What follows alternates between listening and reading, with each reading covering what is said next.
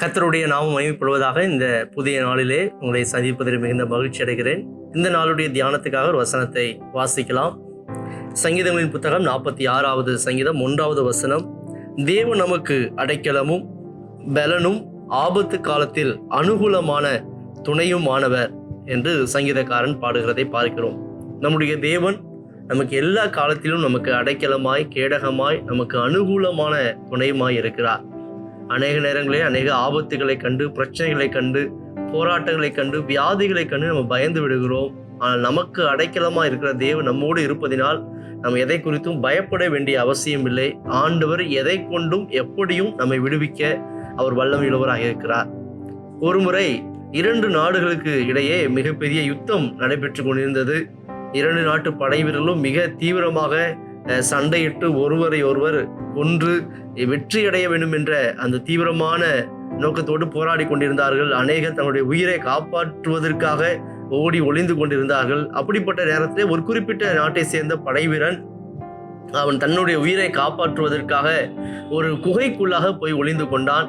எதிரி நாட்டு படை வீரர்கள் அந்த பகுதியில் இருக்கக்கூடிய அநேக குகைகளிலே போய் அங்க இருக்கிற நபர்களை தேடி கண்டுபிடித்து அவர்களை கொன்று குவித்து கொண்டே வந்தார்கள்.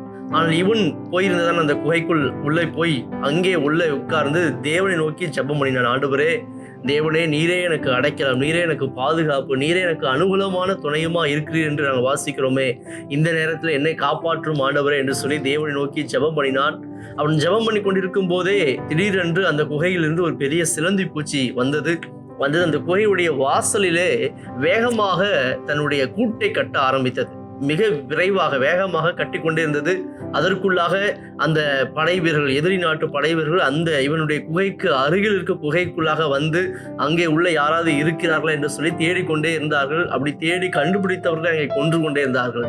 ஆனால் இவன் இருந்ததான அந்த குகைக்குள்ளாக இவன் ஜெபித்து கொண்டே இருந்ததினாலே அந்த சிலந்தி வேகமாய் அந்த குகையுடைய வாசல் முழுவதிலும் மிகப்பெரிய ஒரு கூட்டை கட்டிவிட்டு அதில் நின்று கொண்டிருந்தது. அப்பொழுது இவனுடைய அந்த குகைக்கு நேராக எதிரிகள் வந்தார்கள்.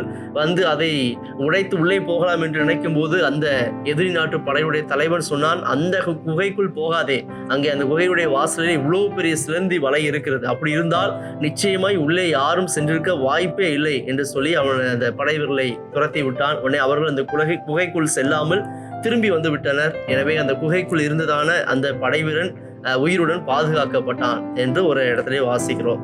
அப்போ இதே போலதான் நம்முடைய ஆண்டவர் எதை கொண்டும் எப்படியும் எந்த வகையிலும் நம்மை பாதுகாக்க, நம்முடைய ஜெபத்தை கேட்டு நமக்கு அனுகூலமான துணையா இருக்க அவர் வல்லமையுள்ளவராக இருக்கிறார். இந்த காலை நேரத்திலே அநேக காரியங்களை குறித்து நீங்கள் பயந்து கொண்டிருக்கலாம். ஒரு பாதுகாப்பற்ற சூழ்நிலையை நீங்கள் உணரலாம்.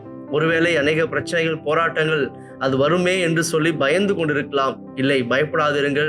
நம்முடைய தேவன் நம்மோடு கூட இருக்கிறார். அவர் சகலத்தையும் உண்டாக்கினவர், சகலத்தையும் ஆளுகை செய்கிறவர். அவர் சர்வ வியாபி, எங்கும் நிறைந்திருக்கிற தேவன். எனவே அவர் நம்மோடு, நம் அருகிலே, நமக்குள்ளே இருக்கிறார். எனவே நம்ம எதை குறித்து பயப்பட வேண்டிய அவசியம் இல்லை. வேதம் தெளிவாய் சொல்கிறது, அவரே நமக்கு அடைக்கலமாய் இருக்கிறார், அவரே நமக்கு அனுகூலமான துணையுமாய் இருக்கிறார் என்று வேதம் சொல்கிறது. வேதத்திலே கூட பார்க்கிறோம், எலிசா என்ற தீர்க்கதரிசியை பிடித்து கொலை செய்யும்படியாக சீரிய தேசத்து ராஜா தன்னுடைய படைகளை எல்லாம் அனுப்பினான். அப்படி அனுப்பும்போது அவன் எலிசா இருந்தான் அந்த வீட்டை சுற்றி, அந்த பட்டணை சுற்றி ஏராளமான ரதங்கள், குதிரை வீரர்கள் ஏராளமாய் நின்று கொண்டிருந்தார்கள். எலிசாவுடைய வேலைக்காரன் வேகமாய் இந்த செய்தியை எலிசாவிடம் கொண்டு போய் சொன்னான். எலிசாவே, எஜமானனே, நம்மை கொல்வதற்காக, உம்மை பிடிப்பதற்காக ஏராளமான படை வீரர்கள் வந்திருக்கிறார்கள் என்று சொல்லும்போது இந்த எலிசா சொன்னான், மறுபடியும் போய் பார் என்று சொல்லும்போது மறுபடியும் போய் இந்த வேலைக்காரன் பார்த்தான். கர்த்தர் அவனுடைய கண்களை திறந்தார். அப்பொழுது இந்த எலியாவுடைய வீட்டை சுற்றி அக்கினிமயமான ரதங்களும் குதிரைகளும் இருப்பதை இந்த எலிசாவுடைய வேலைக்காரன் கண்டான். அப்பொழுதுதான் புரிந்தது, அவர்களோடு இருப்பதை காட்டிலும் நம்மோடு இருக்கிறவர்கள் அதிகம் அல்லவா என்பதை அந்த எலிசா சொன்னான். அதையும் அந்த வேலைக்காரன் உணர்ந்து கொண்டான். எனவே அந்த உலகத்தில் இருப்பவனை காட்டிலும் நம்மோடு கூட இருக்கிறவர் பெரியவர். அவர் எல்லா பிரச்சனைகளுக்கும், அக்கினிக்கும், ராஜாவின் கைக்கும் நம்மை விலக்கி தப்புவிக்க வல்லமை உள்ளவராக இருக்கிறார். எனவே எந்த சூழ்நிலையை கண்டும் பயப்படாதிருங்கள். கர்த்தர் நிச்சயமாய் உங்களோடு வருவார். அக்கினியை கடக்கும் போதும், தண்ணீரை கடக்கும் போதும் அவர் உங்களோடு வருவார்.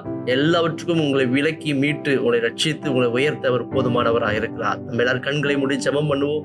சர்வ வல்லமையுள்ள தகப்பனே, நீரே எங்கள் அடைக்கலமாய் கேடகமாய் நாங்கள் நம்பும் கோட்டையாய் எங்களுக்கு அனுகூலமான துணையுமாய் இருக்கிறீர் என்பதை விசுவாசிக்கக்கூடிய இருதயத்தை இந்த காலை வேளை உங்களுடைய பிள்ளைகளுக்கு தருவீராக.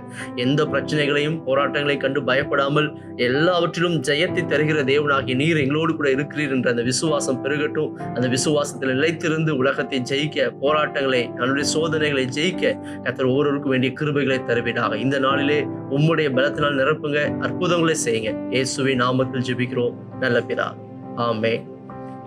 Thank you. God bless you.